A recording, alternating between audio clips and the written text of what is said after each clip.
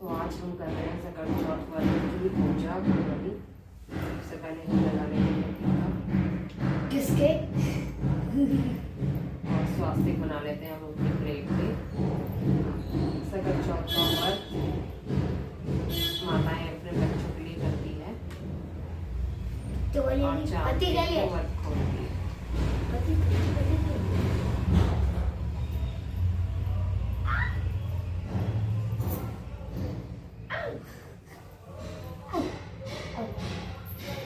पूरा बालों में थोड़ी लगाना होता है। ये मैं ओढ़ लेती हूँ। मैं तो और रखिएगा इस टोपी।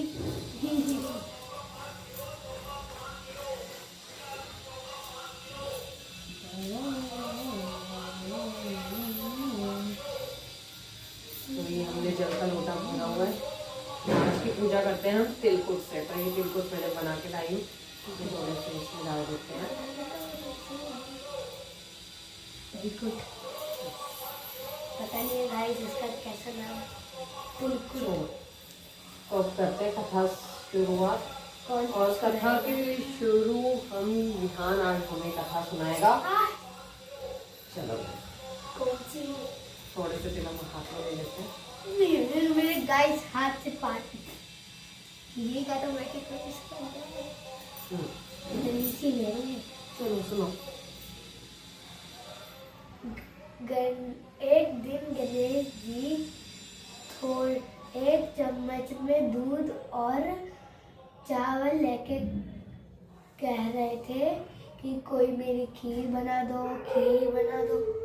और उनको देखकर लोग कह रहे थे इतनी सी में क्या बनेगा, थोड़ी सी ज़्यादा चाहिए होते हैं उसके लिए तो चीज़ें। फिर एक दादी होती है, वो कहती है कि ला बेटा मैं तेरी खीर बना देती हूँ। फिर गणेश कहता है माँ थोड़े से बड़े पतीले में बना देना। फिर माँ ने एक बड़ा सा पतीले को धो के उसको खीर चढ़ा दी। फिर उसने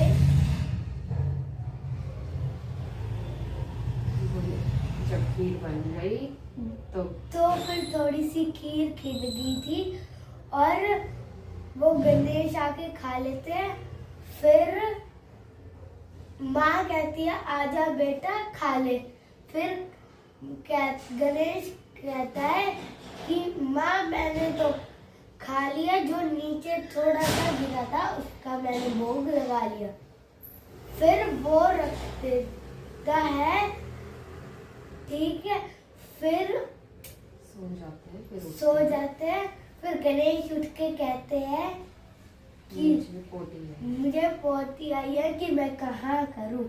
फिर वो कहता है बेटा रात को तो बाहर मत निकलियो, तू घर के अंदर ही करते। फिर घर अंदर कर देते हैं। फिर कहते हैं मैं और क्या करूँ। फिर कहती है आजा मेरे बालों में कर। फिर सुबह सुबह जब वो उठती है माँ, वो बच्चा तो वहाँ पे नहीं होता है और उधर हीरे मोती और सोना होता है। फिर एक आंटी लालची थी, वो देखती है कि ये तो वैसे वैसे होता है। फिर वो गणेश वापस बाहर निकल जाते हैं, खीर बना दो, खीर बना दो। फिर वो आंटी वापस कहती है, वो दूसरी आंटी लालची आंटी कहती है कि आजा बेटा मैं खीर बनाती हूँ। उसके मन में लालच होता है कि मुझे भी पैसा और सोना मिलेगा। फिर वो बड़े से पतीले को धो के फिर वो उसने बनाया। फिर वो थोड़ी सी जल गई। फिर जो नीचे गिरी थोड़ी सी, फिर उन्होंने तो गणेश ने तो भोग लगा लिया। फिर माँ कहती है आजा बेटा भोग लगा ले कि फिर तेरे को फिर खा ले। फिर वो बच्चा कहता है कि मैंने तो खा ली माँ, आप अपनी खा लो और बचेगी और वो उसको रख देगा। फिर वो रात ही होती है जब सो जाते हैं। फिर गणेश उठ के कहते हैं कि माँ मुझे पोटी आई है, मैं क्या करूँ। फिर वो कहती है घर में कर ले। घर में उठने के बाद कहती है और क्या करूँ। फिर कहती है बालों में कर ले।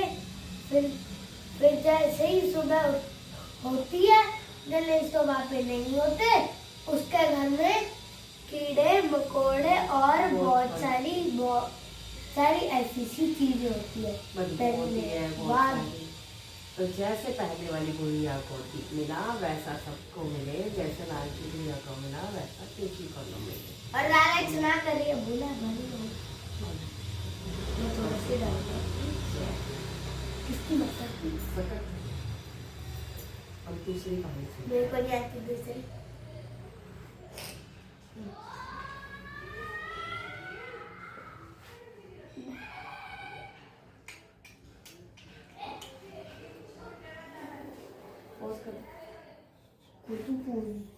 तुमको तो जो करने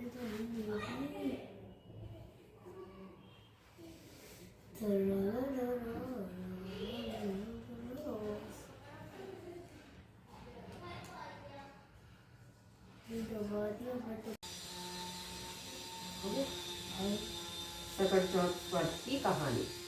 एक शहर में देवरानी जेठानी रहती थी। देवरानी गरीब थी और जेठानी अमीर थी। देवरानी हमेशा गणेश जी की पूजा करती थी और व्रत करती थी। वह जेठानी के घर पर काम करती थी और जो कुछ बचता था वो घर लेकर जाती थी और देवरानी का पति जंगल में लकड़ी काट कर बेचता था। माघ महीने में सकट चौथ गणेश जी का व्रत आया। देवरानी ने कहा उसके पास पैसे नहीं थे, इसलिए उसने तिल व गुड़ लाकर तिलकुटा बनाया। पूजा करके सकट चौथ की कथा सुनी और जेठानी ने के यहाँ काम करने चली गई। सोचा शाम को चंद्र को अर्घ देकर जेठानी के यहाँ से खाना और तिलकुटा खाएगी। शाम को जब जेठानी के घर खाना बनाने लगी तो उसके व्रत होने के कारण सभी ने खाना खाने से मना कर दिया।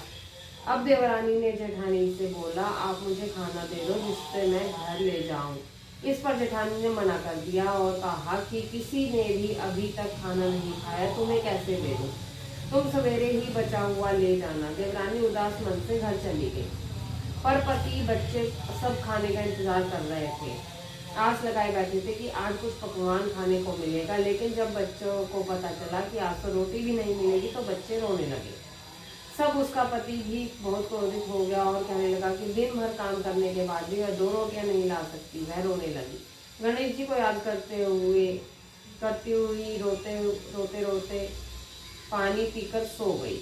उस दिन सकट माता उसके घर आई। बुढ़िया माता को रूप धर कर देवरानी के सपने में आई और कहने लगी, जाग रही है क्या? वह बोली कि कुछ सो रहे हैं, कुछ जाग रहे हैं। बुढ़िया बोली, भूख लगी है, खाने के लिए कुछ दे। देवरानी बोली कि क्या दूं, मेरे घर में तो अन्न नहीं है, जेठानी के यहाँ से बचा हुआ भी नहीं मिला। पूजा का बचा हुआ तिलकुट रखा है, वही खा लो। सकट माता ने तिलकुट खाया और उसके बाद कहने लगी, सोच लगी है, यानी सुसुपोटी लगी है। कहा मिलते, देवरानी है, खाली झोपड़ी है, आप कहीं भी जा सकती हो, जहाँ इच्छा हो वहाँ निमट लो। फिर सकट माता बोली, अब कहाँ पहुँचूं? यह देवरानी बोली कि मेरी साड़ी के पहुँचना। देवरानी जब सुबह उठी तो यह देखकर हैरान हो गई कि पूरा घर हीरे और मोतियों से जगमगा उठा। यह दिन देवरानी जेठानी के काम करने नहीं गई। जेठानी ने इंतजार किया और कुछ देर तक राह देखने के बाद बच्चों को बुलाने के लिए भेजा। जेठानी ने सोचा कल खाना नहीं दिया था, इसलिए शायद देवरानी बुरा मान गई होगी। बच्चे बुलाने गए। देवरानी ने कहा कि बेटा, बहुत दिन तेरी माँ के यहाँ काम कर लिया। बच्चों ने घर जाकर चाची का पूरा घर हीरो मोतियों से जगमग उठा। जेठानी दौड़कर देवरानी के पास आई, पूछा कि ये सब कैसे हो गया। देवरानी ने उसके साथ जो हुआ वह सब कह डाला। उसने भी वैसा ही करने की सोची। उसने भी सकट माता के तिलकुटा बनाया। रात को सकट माता ने अपने सपने में आई और बोली, भूख लगी है क्या? तो जेठानी ने कहा कि छीके में रखा है, फल और मेवे भी रखे हैं, जो चाहे खा लो। सकट माता बोली कि अब निपटे कहाँ? जेठानी बोली कि महल में कहीं भी निपट लो। फिर उन्होंने बोला कि अब पहुंचो का? जेठानी ने कहा कहीं भी पहुंच लो। सुबह जब जेठानी उठी तो घर में बदबू, गंदगी के अलावा कुछ नहीं था। ये तो मेरी जैसी सेम खानी है। तो जैसा पहली वाली को दिया वैसे ही- देवरानी को दिया वैसा सबको दे, जैसा जेठानी को दिया वैसा सबको पूरा डाल दो। दे। क्यों भाई? मैं बता ही नहीं कुछ भी। चलो अर्घ देव के आते हैं। मुंह क्या होता है? सूरज की तो भाई निकल- मुझे ही नहीं पता।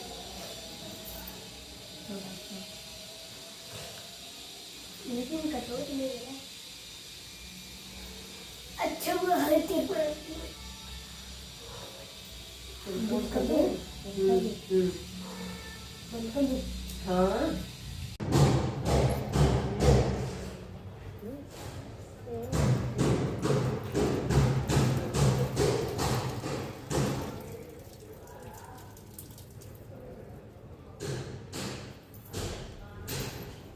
सोने की साथी चांद सूरज अरे कहाँ पे?